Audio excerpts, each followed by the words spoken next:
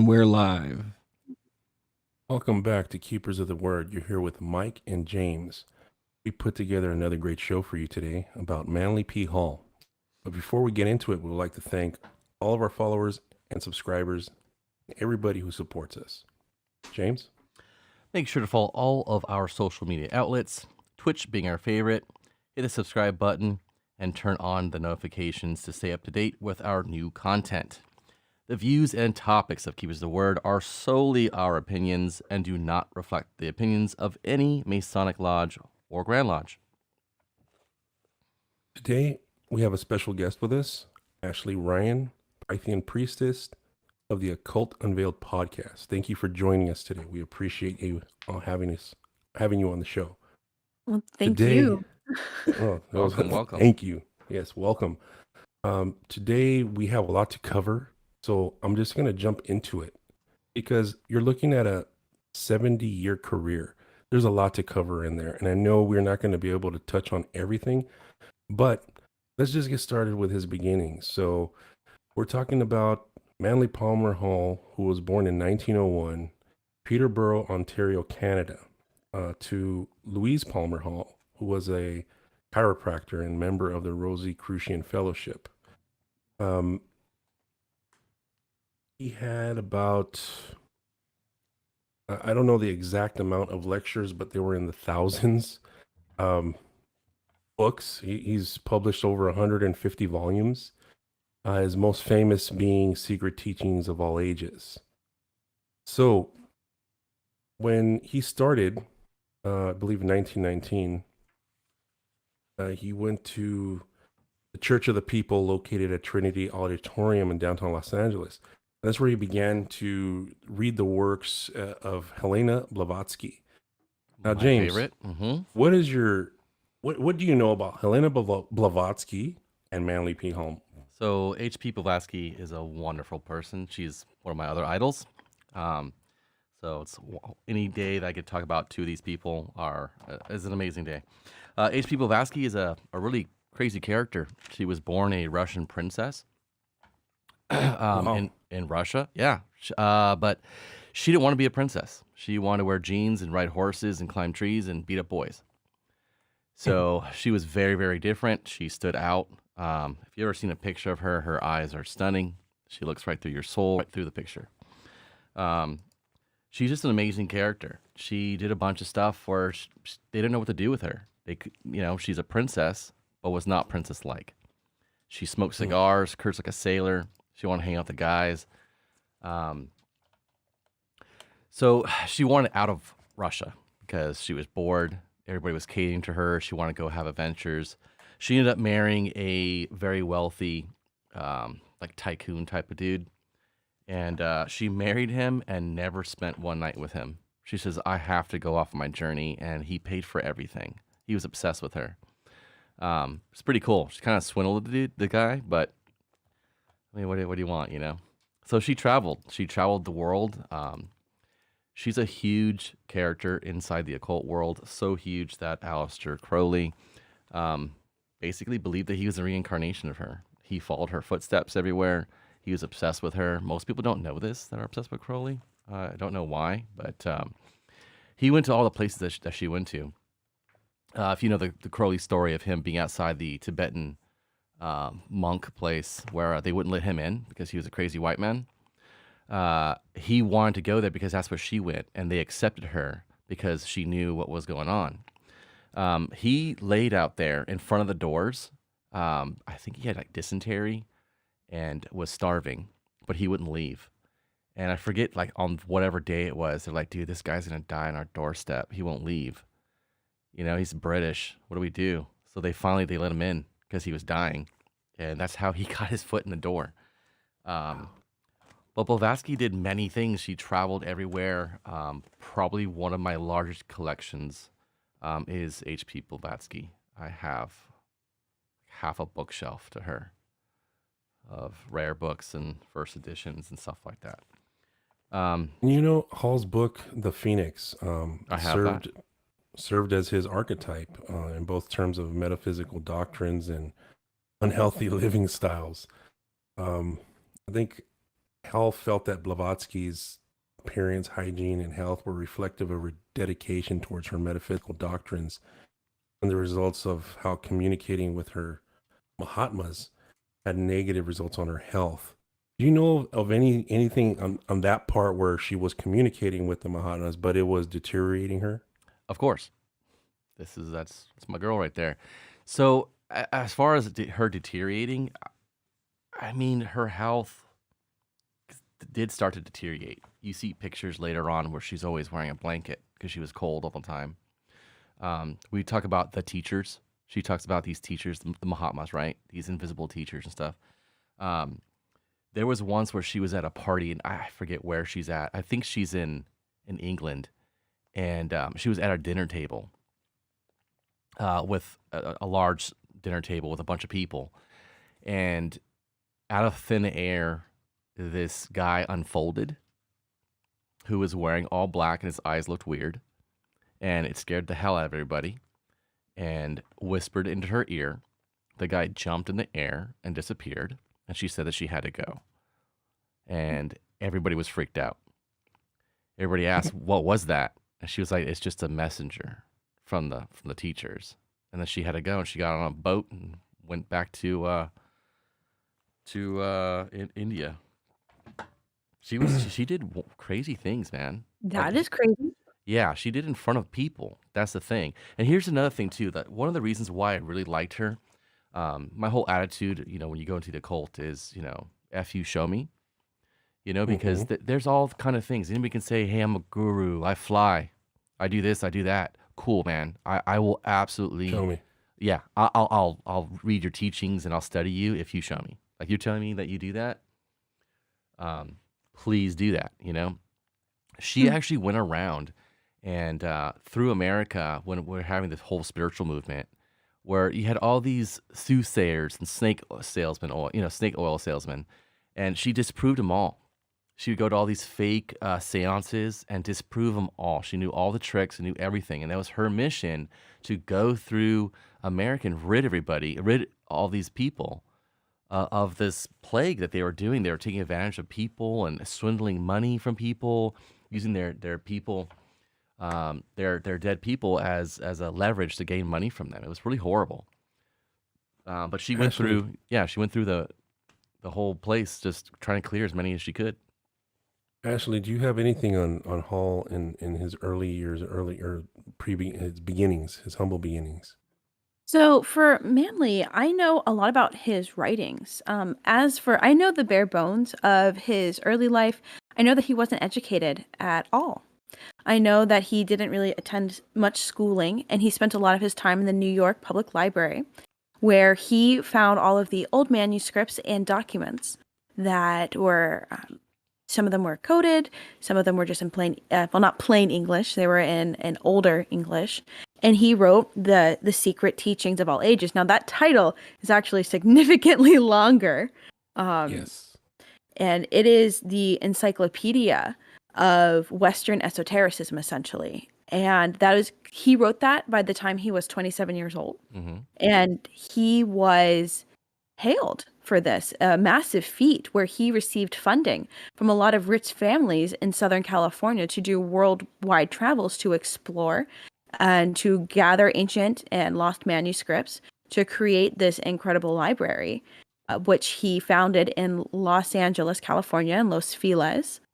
And that's where he founded the Philosophical Research Society. And I think it's funny and unfortunate that he had to use the word philosophy, although it fits. It's not fully inclusive, but it just Hmm. shows like the time changes. I know that the Theosophy Society was still here in Los Angeles when he was here, and now they currently are in Ojai. But you can really see Manly just had this extensive knowledge just from like dedication and determination, and that's what really inspires me about him. The Yeah, Secret Teachings of All Ages has citations from 400 different authors. That is a lot of information for you to research and then go back and research more to build that tome that he created.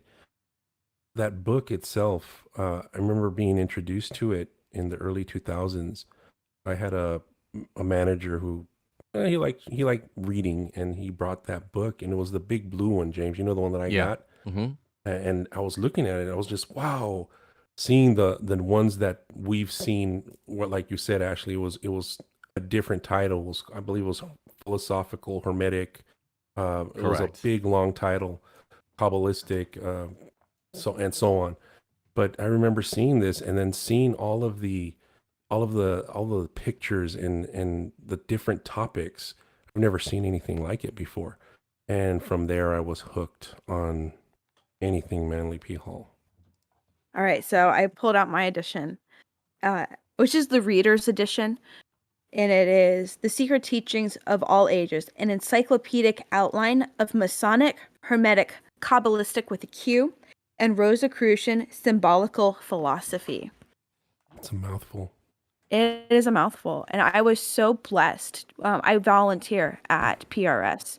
Uh, the librarian actually had out the 1920s copy of the first edition of the Secret Teachings, and I got to touch it, and it was so exciting to see, because it has gone through a lot of different revisions over the years. There are many different printings of the Secret Teachings. There's a lot. It has most of the same information, but yeah, some pieces have been pulled out, which is why they sell the pamphlets. And I have made it my mission in life to have all of these pamphlets, both digital and in physical form, Good to because the you. Secret Teachings is a lot. That's a lot. I don't even have Yeah. those. That's a lot. Yeah, it is a lot. I It's a lot collect to- more it's a of lot the to rare collect. ones, or the ones I can find. So anytime I see a Manly P. Hall book that's an older edition anywhere, I usually just pick it up. Um, but that's a lot. I have a book that I purchased in Long Beach called what's it called? A lecture on magic. And it's a little pamphlet. It's a 3 staple pamphlet. It's about the size of your hand. And this is the one that he hands out during the lectures. When you go there on Sunday and you purchase your ticket, you would get a pamphlet. And I saw it in the bookcase at this bookstore. And I told the lady, I go, excuse me, ma'am, I like to purchase this book. She's like, you want me to get the key and open the thing so you can look at it? I go, no. I just like to purchase it. She's like, are you sure you want to check it out? I go, no, I know what it is. I want to purchase the book, please. So she opened it. I purchased it, and it's an amazing. I've never seen this book, so I actually brought it to Kelly, the head librarian at PRS, and I asked her. I go, I don't want. I know you guys don't validate, signatures and stuff like that, but I just want to know, like, where is this? I've never been able to find this book again. And she goes, I know. Oh, I'm sorry. It's called a Treatise on Magic. She goes, I don't know that cover, but I know that lecture. And she goes, well, here, I'll show you this. And then I'm showing her the book, and she opens a sliding glass door or window in the library. And I'm kind of looking down at my phone, and she goes, here, check it out. And she hands me a blue book. And I open it. I go, yeah, this is it. This is the inside of the book. And she goes, yeah, we don't have that edition. I'm like, excuse me? She goes, yeah, we don't have that edition. He goes, this is the only book that he has. I go, who has? She goes, that's Manly P. Hall's book. I'm like, excuse me? And that was his remaining collection that she opened. And I'm like, Kelly, I don't think you should have done that. I need to hold back here. It was amazing to see his collection. But I have a red version of Treatise on Magic. It has a large pentagram, and the whole cover's red. And her version was black and blue and just said a Treatise on Magic. So it was pretty cool to see a different version. And I've never been able to see this again. So I keep looking for it. So if I can find it, then it'll be amazing to purchase again. Well, going back to Blavatsky, she was a huge influence on Manly. But one of the things that he did point out about the Theosophical Society is he said if Blavatsky were to walk into the door of the Theosophical Society and demand an accounting from her disciples, no one could honestly tell her that they had been good and faithful servants. So he threw little jabs at people through time. Paramasa Yogananda was another one that he had problems with, and I believe Aleister Crowley. He really didn't like the guy. He actually had a quote on his desk from Aleister, and he had that there to remind him that he wanted to be a person who doesn't cheat people or stretch the truth, I guess, in a way. His famous quote, "There's no religion higher than the truth." Um, Now, going back to the Mahatmas, I remember I saw something that was different right here that stood out. Hall states that the Mahatmas were part of a great white brotherhood. Correct. He said that they had 12 members, which meet in Shambhala and direct the affairs of men. Uh, 205, the city of Shambhala, which typically spells Shambhala, is a mythological city within Tibetan Buddhism. Pretty interesting stuff, just that part right there, because Blavatsky got her information from somewhere, right? Yes. And he was super interested in where she got her information from. So, what else do you know about the Mahatmas? I understand that the Mahatmas are the ascended masters. Is that Mhm. correct? Correct. Yes. So I don't know a whole lot about that particular aspect of Blavatsky's work. I do know that one of them was Saint Germain. Um, she like had an acknowledgement of that energy. But what really interests me about Manly's work is wherever he got all this information, like it spans uh very far back into ancient Judaism, but potentially beyond. And that's what is so special to see information that comes up. So one of my favorite pictures that you mentioned in the book was the miter-headed hat, the Mhm. fish Awareness. that that we see the Pope and bishops in the Catholic Church wearing, and that came from the Middle East and ancient Mesopotamia. And my mind was blown to see how this has changed. And I see that connection that I'm so grateful that both HPB and Manly P. Hall did to go into the Far East and be able to bring back that understanding to the West. Because I think, like you were saying, there are good sides and bad sides to all people. But what I think is fascinating is Aleister Crowley, Jack Parsons, Manly P. Hall, and HPB for a little while. We're all in Los Angeles. And like there was this massive drama happening between. So like I'm sure Manly ran to Aleister Crowley at times and not allowing his ego, or what some people would call your animal side. Like I think Manly had a lot of really stern ethics. Yes. And he specifically wrote about that in the esoteric treatise of ethics that I read to my students. And we talk about the use of magical energy and how using it is not karma as in like do bad, get bad, but it does take a toll on you. And I think that it's just really special to see the different personalities that all worked through this time period. But what was so unique for me, at least about Manly, is that he could recite these things off the top of his head for hours. He would go have lectures and with no notes and was able to talk intelligently. I don't think I could do that. That is very hard to do, especially when you're in front of, say, several hundred people, and you're just going off the top of top of your head and just giving a long dissertation on your thoughts and feelings. There's another person I I know can who does relate. things like that, James. Yeah. He likes to stand in front of you and just go, and that's good. That's a rare gift. Yeah. And if you could pull it off well, then great. Uh, More power to you. But most people can't do that. I And feel I noticed that. I feel better sorry, go ahead. doing that than writing something down, but I need to still write it down. I know there's guys from that time. They had that gift, right? Like Eckhart Tolle. Um, what's his name? Dale Carnegie.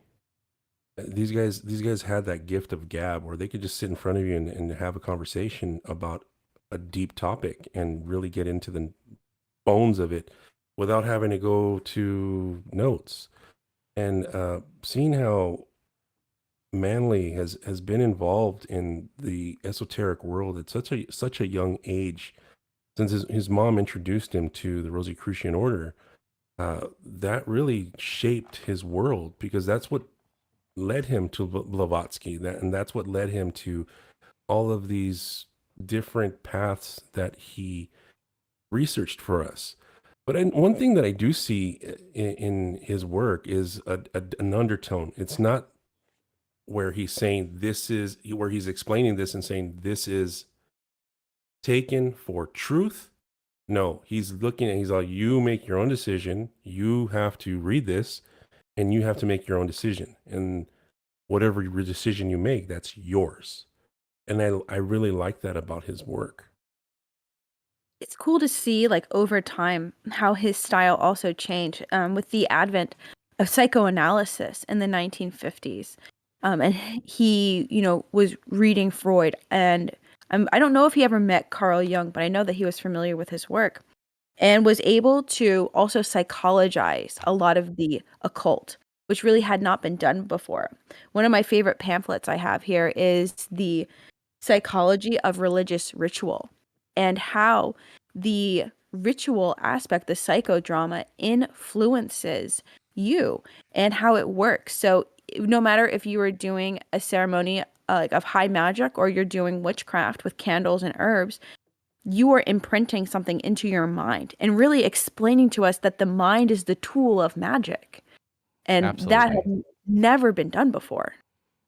And once people realize that we are the battery for that, and as long as you have that format in whatever thought or whatever process that you're attempting to use, whether it's witchcraft, ceremonial magic, or what have you, it is the mind that is powering that.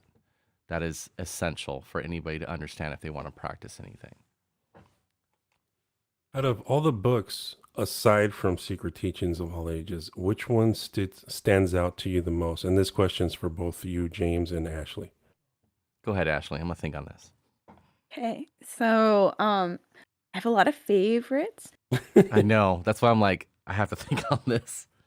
I think so. There's the psychology of religious ritual, the one that I just mentioned, is very close to my heart. But my absolute favorite is his interpretation of Atlantis. Mm. Atlantis was my entrance into the occult world when I was 18 years old during the summer of 2008. I was printing labels and had a lot of free time, so I spent time looking on the internet about Atlantis, wondering if it was real. Awesome. Yeah. And like, of course, all we have really is Plato's account. And Manly P. Hall was like the first person that I could find, which was a trusted source that I knew he knew something genuine about this. It wasn't like a guru. It wasn't just some weird website online. And for me, that really opened up my perception of how ancient humans really are. I gotta check that one out. James, what about you? Let's see. What book? I mean, Secret Teachings is a great book, but that's the starter book that I tell everybody to go for. If anybody wants to open their eyes to the occult world, that's the first book that I tell everybody to go get and read. Man, I think it's probably my favorite one is the it would be the Magic. It's a treatise on a natural occultism, the one I found. Because I mean, if I had passed by this case probably a year and a half and never looked into it, and I saw it and immediately I'm like, I need this. So it's my crown jewel of my collection. I think that's why I like it so much. It's interesting talk on the subject that he brings forth, and at that time period, no one was doing this. Absolutely nobody. They were either criticized or just shunned, and he was able to do this. I think that would be my choice. Choice of books. My choice, aside from the big tome, would have to be Melchizedek and the Mystery of Fire. That's a good one. We do have a copy of that in our Discord. It's a PDF version. But I really like the way he broke down John the Baptist, Melchizedek, and Jesus, and how they're all related in some sort of weird way, and how this mystery of fire began. I really like the way he breaks things down. The way he explains things is it comes from a point where he did a lot of research and is putting his value in this area, or hey, this is what I found, and make your decision. That's what I really like about his books. Um, we do know that Paul was a Rosicrucian and then became a Mason later on. I believe in 54. That's when he was initiated to Jewel Lodge 374 in San Francisco. And then he was passed in September of 54 and then raised in November of 54. He took the Scottish Rite degrees a year later, received his 32nd in the Valley of San Francisco, and December 8th, 73, 47 years after writing Secret Teachings of All Ages, Hall was recognized as a 33rd degree Mason, the highest honor conferred in the Supreme Council of the Scottish Rite. And I believe they had a ceremony held at the Philosophical Research Society. What's cool is that he was hanging out with Masons for like years, decades. He never became a Freemason. Nobody really knows why he doesn't wanted to do that, because a lot of the funding that went to his travels was from Freemasonry. Probably almost every lodge in California, or Southern California at least, had purchased a book, The Secret Teachings of All Ages, that he made for the lodges. I think at that time it was like $300 something, which is like an outstanding amount of money back then. And they had commissioned it, so they didn't even have the book yet. They gave him the money up front, and then he printed it. I was very blessed to know Dr. Heller, which I'm sure Ashley knows. Dr. Heller, right? Yes, I'm familiar. He is a super cool guy. Everybody says, "What's he like?" I'm like, he's like a Hungarian KFC. Like he's super cool. He's super old. He knows so much. I was blessed to hang out with him at Besant Lodge for a lecture. Oh no, my video froze. Your video froze? I went to go hang out with him at the Besant Lodge to go see a lecture, and nobody was answering his questions. He kept asking the audience questions. I'm like, come on, man, you're not going to answer this guy's questions. So I was engaging with him, answering questions. And after the lecture, he's like, so you're a Manly P. Hall fan? I go, I'm a huge fan. And unbeknownst to me, I did not know that he was connected with Manly P. Hall at the time. He's like, I would like to show you something in my office. And we walked back to his office, and he goes, I want to show you the rarest Manly P. Hall book on the planet. I'm like, you got to be kidding me. I'm going to have a heart attack. Like, I don't know if you should show me this. I may run out with it. And he showed me a misprint of The Secret Teachings of All Ages. And it's a misprint. The cover, there's 2 covers and 2 signatures by Manly P. Hall. And I go, how did you manage this? And he starts laughing. I go, well, there was a misprint, and that was just by accident. But I had him sign it twice on purpose. I go, so how'd you do it? He goes, I waited till he was on the phone, and I had him sign the book once, and I flipped the page, and while he was on the phone, I told him, hey, you didn't sign this one, and he signed it. And I said, and then he told me that he asked him if he can keep the misprint, and he said he could. So he has one of the rarest books out there in his office on a pedestal, actually, and it's opened up. He let me go through it and check it out. It was scary and amazing at the same time, because I was like afraid I was going to tear a page or something.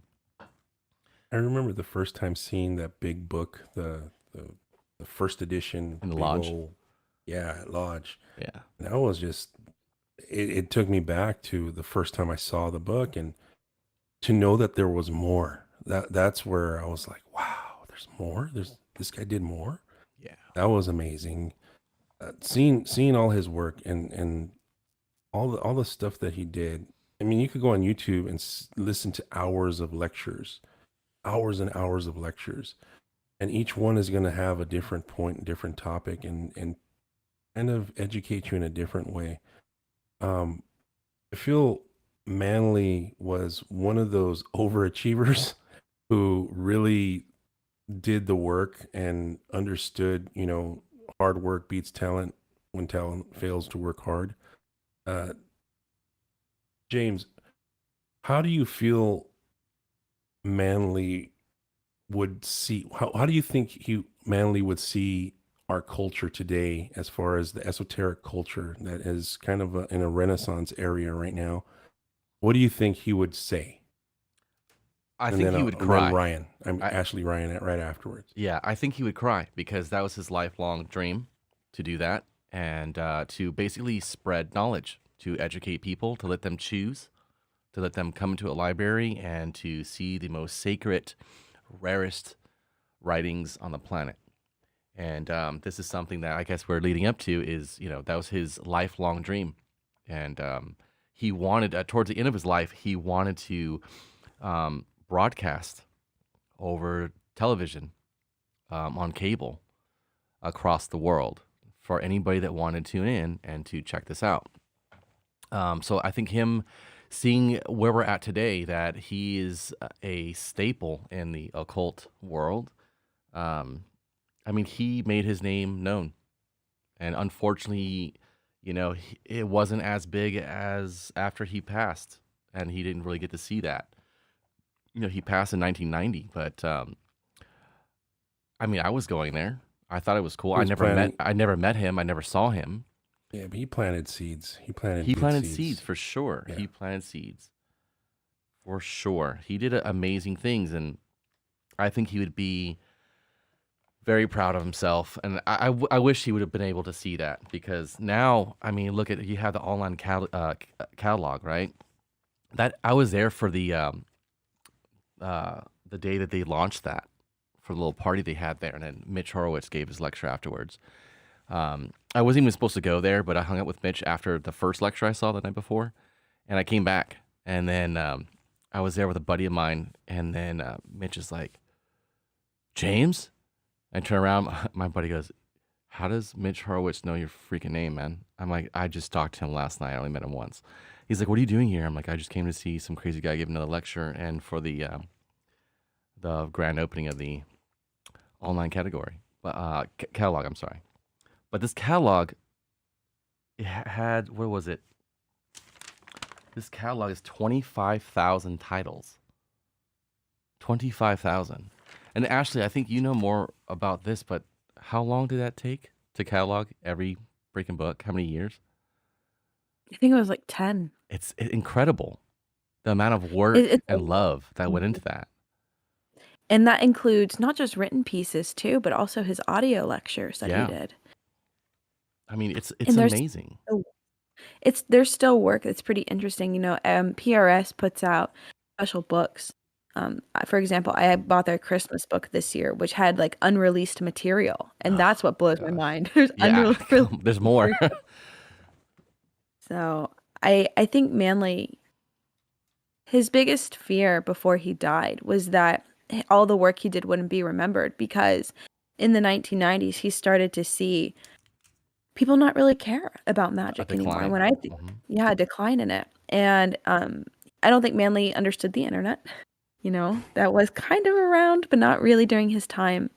And unfortunately, I think it was because of that fear that he was conned. And Yeah. PRS unfortunately fell into a thing of despair, and spent millions of dollars in lawsuits against the Fritz family. But what we get to see now is something that's so beautiful, and that PRS is still around, and it's actually thriving more than ever. The Of all the terrible things that happened during the pandemic, PRS boomed, and that's incredible. And That is incredible. the revival of magic and the revival of esotericism in the Western mysteries is incredibly special.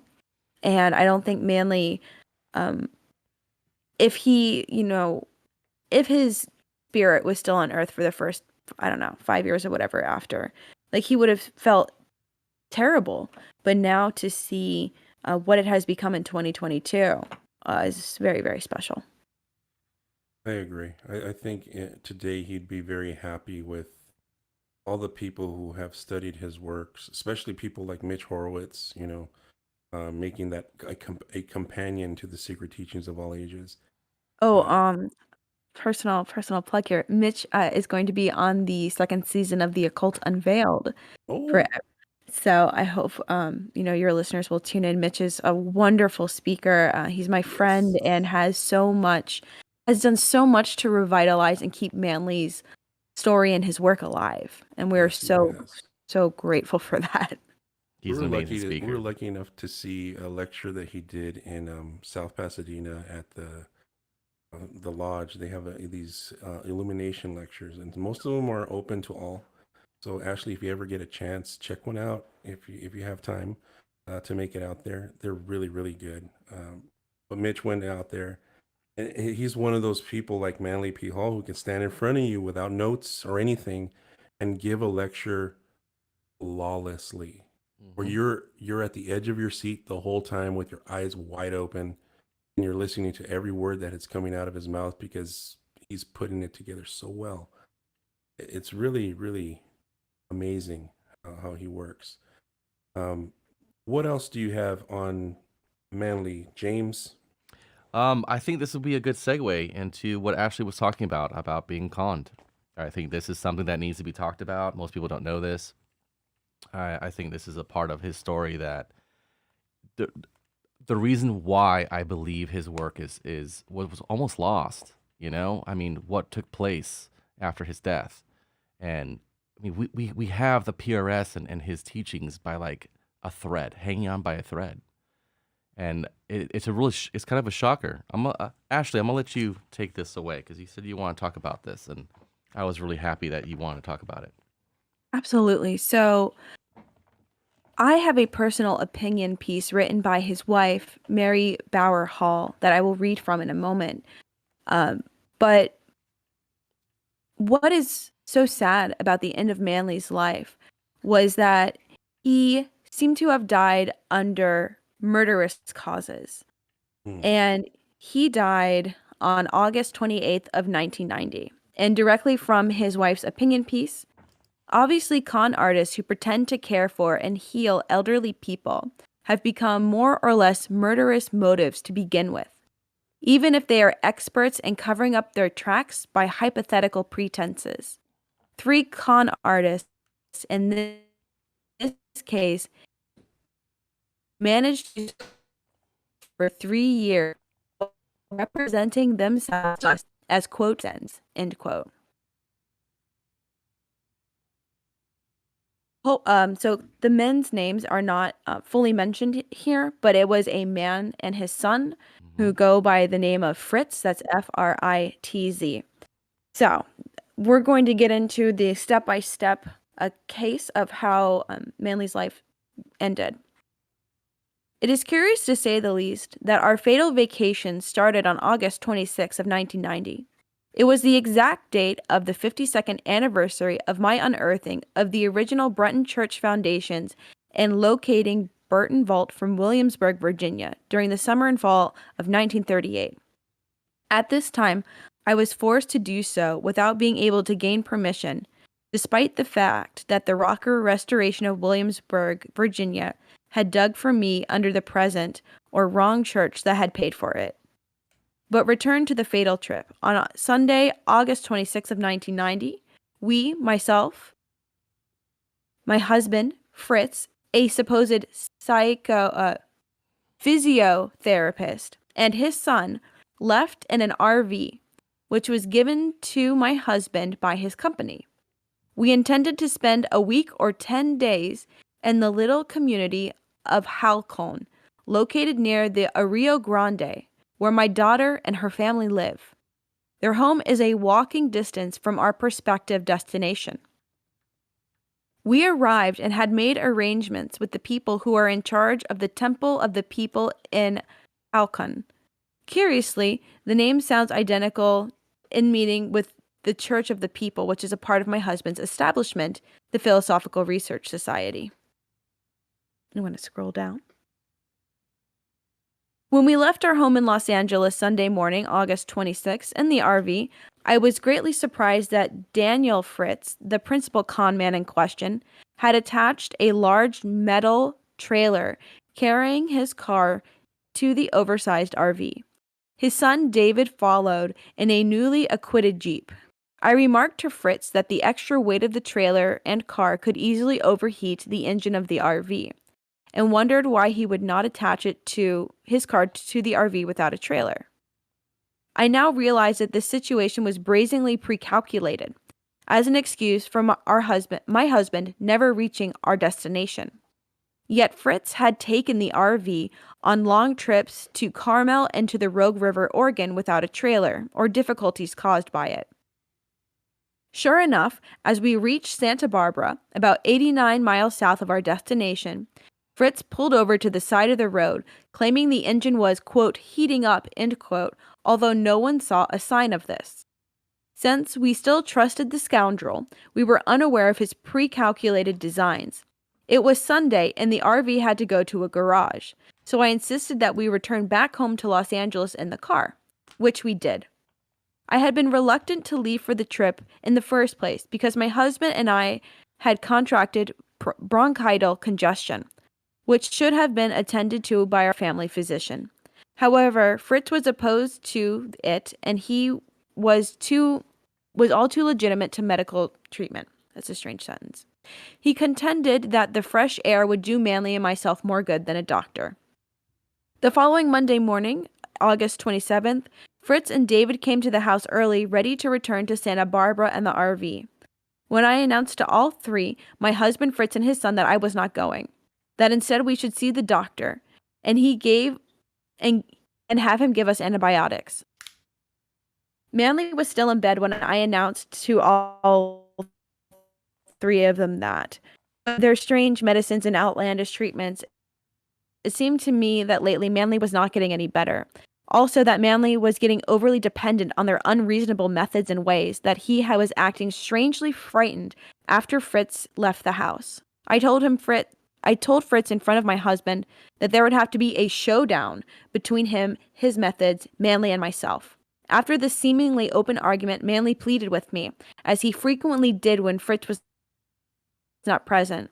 So I was forever sandwiched between Manly's frightened attitude not to rock the boat with Fritz. At this time, Manly pleaded that he had been looking forward to this vacation and hoped that we could get away. So I gave in. On the second day, August 27th, we returned to the RV. In it, drove to the upper side of Santa Barbara, when Fritz again claimed that the RV was heating up, again without any sign of evidence. Fritz concluded that we would be unable to reach our destination that day. I still did not seriously mistrust the scoundrel, but the three men occupying with the RV, I surely could not stay there. Fritz suggested that David drive me up to my daughter's house and return to the RV. I spent the night of August 27th, 1990 at my daughter's house. In my estimation, it was the following day of August 28th, toward the late evening, that Fritz and David, in a pre-calculated legal conspiracy, murdered my husband, Manly Palmer Hall. Probably they did so by suffocation during the night when they could get Manly away from me and make it look completely, quote, natural.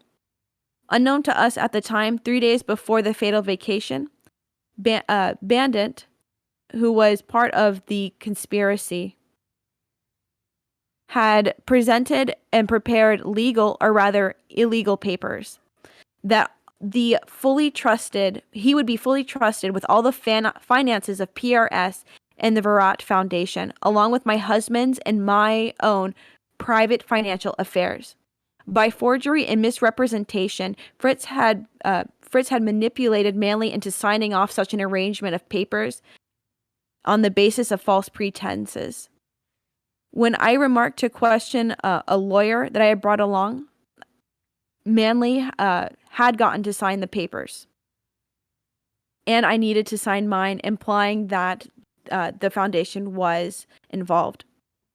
It was claimed that the living trust occurred and was signed and finalized 3 days before our vacation.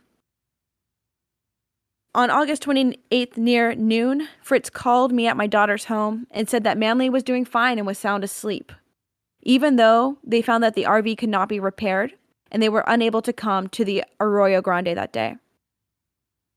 My daughter offered to bring me down to Santa Barbara so we could all leave in the car together. But Fritz returned and announced that he was taking Manly home on the following morning, and they would phone us when they arrived in Los Angeles.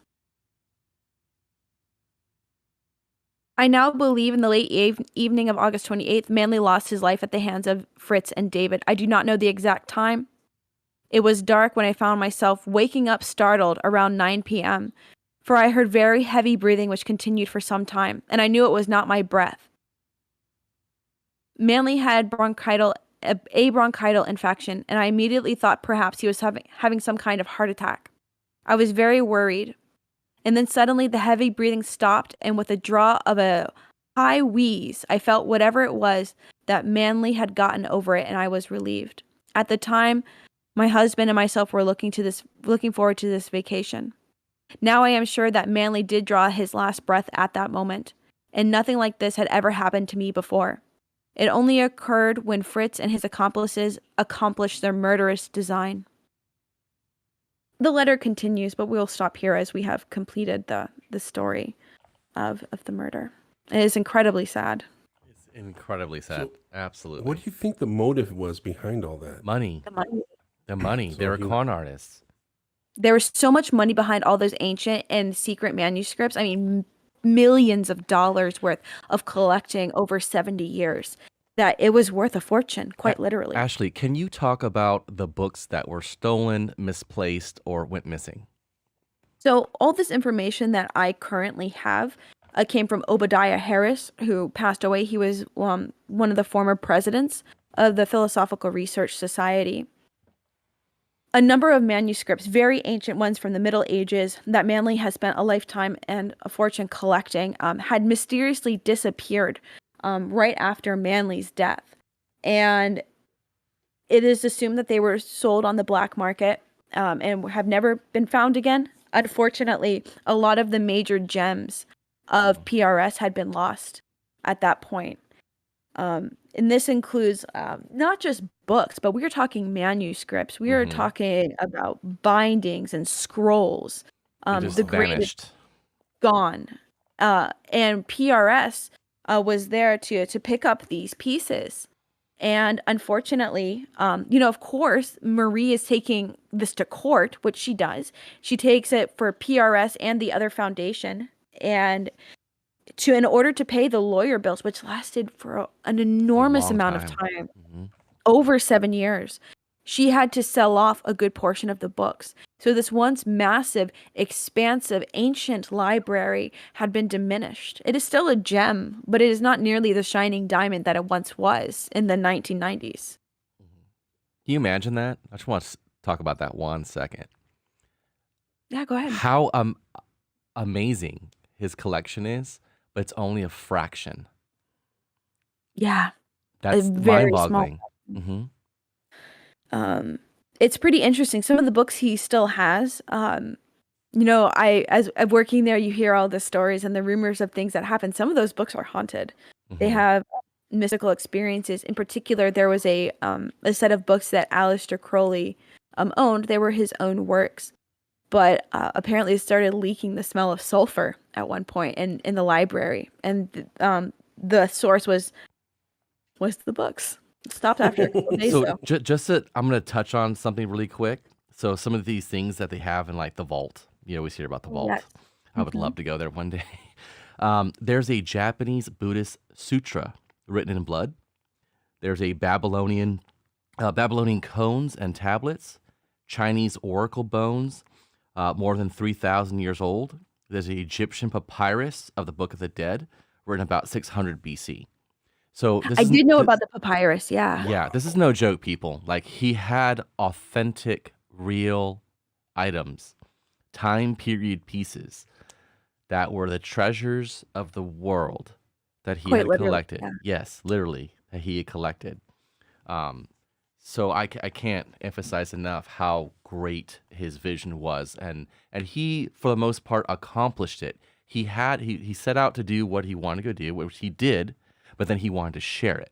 And that's that one last piece that he wasn't able to really do, at least worldwide.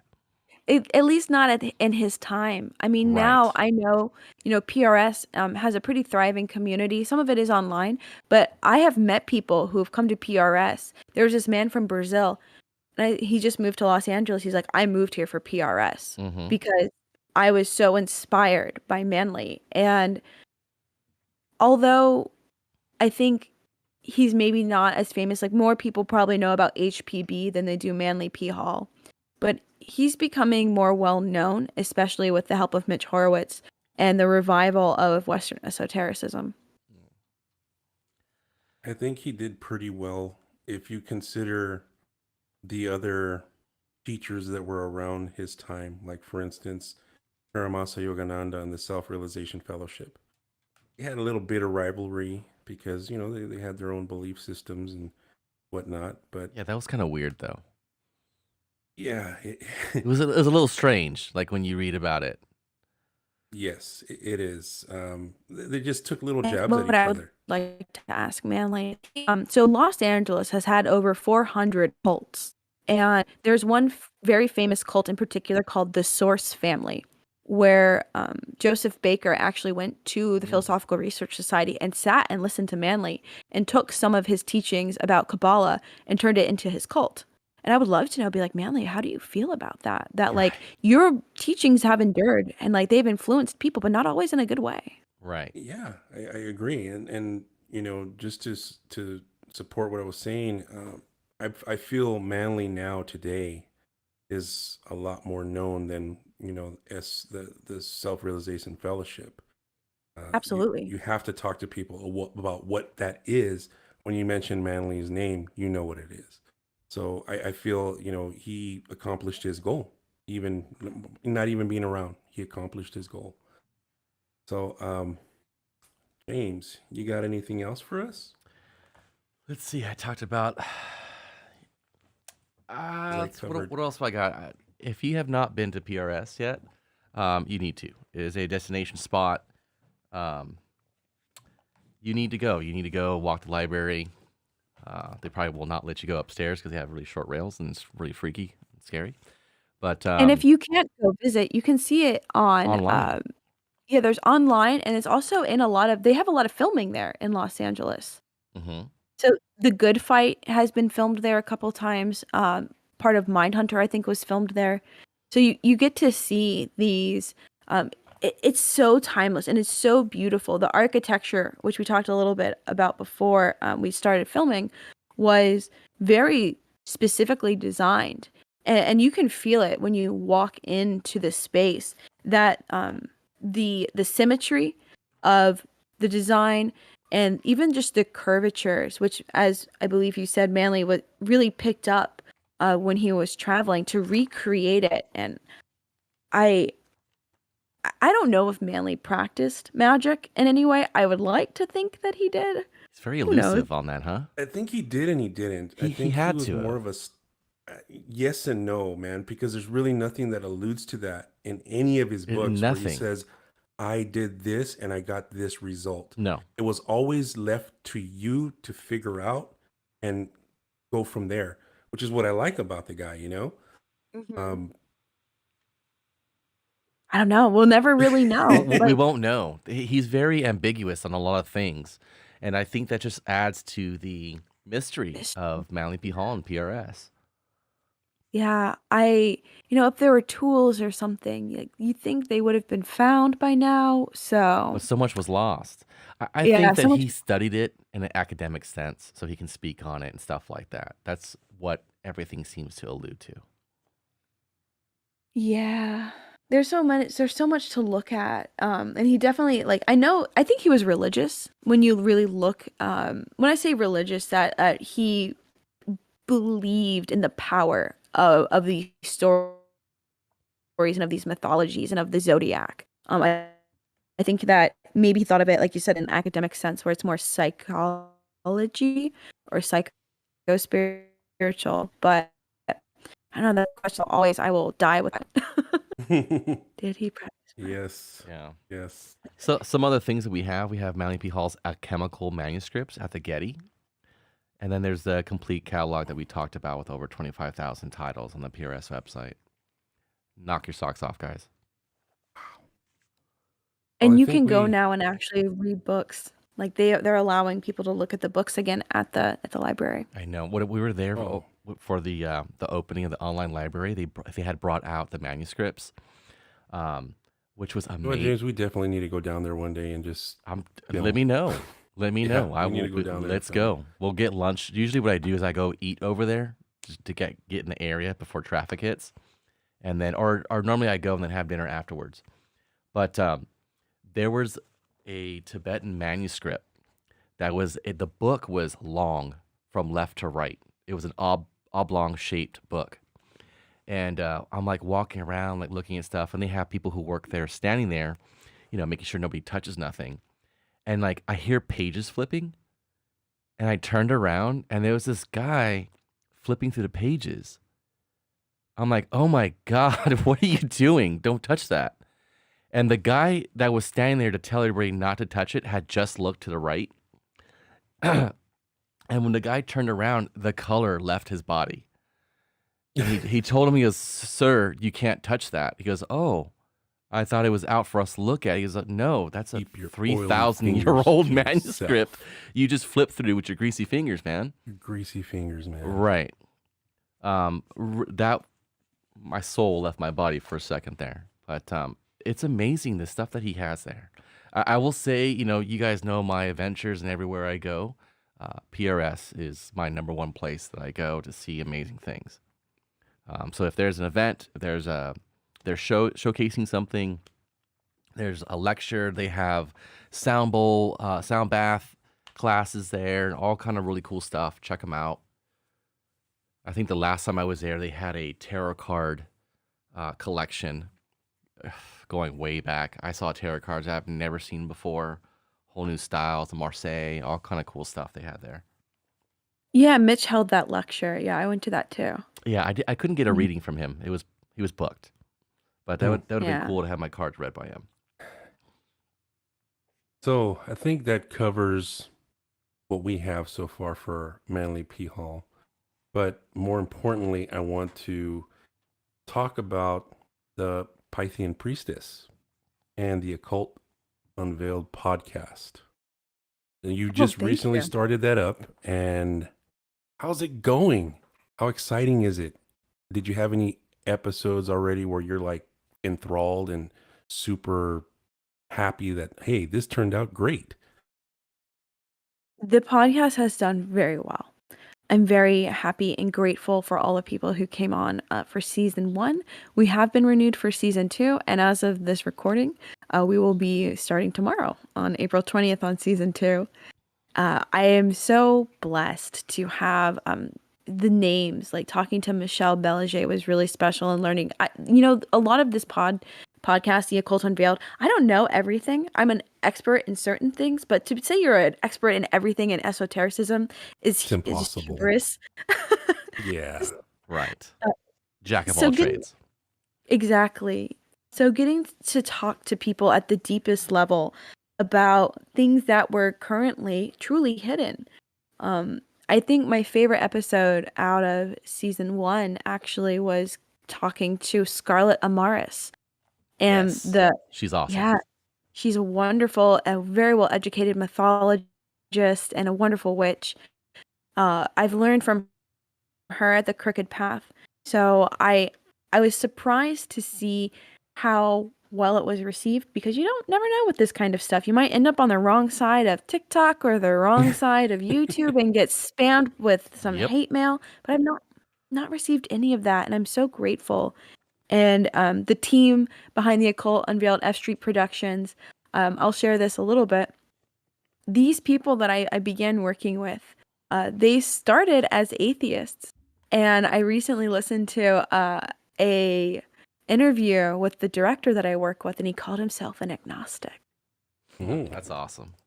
You're Oh, bringing people Look to at the you light. converting people. yeah. I was like, oh, and I asked him, I was like, so you're an agnostic now? He's like, well, like listening to all these people and like starting to see things in a different light. I was like, good. That's exactly what I want this podcast to do, is help people open up their minds. And just because like one person comes on, talks about Luciferianism, that's not for you. It's not for you. Exactly. Next episode then. Exactly. Keep listening. The truth is that our world is, people like to use the word supernatural as like something otherworldly, but it's all here. And that's what I learned in Manly's script of it's called The Unseen Forces. And all of the dimensions, both above us and below us, are all resonating on this plane of existence.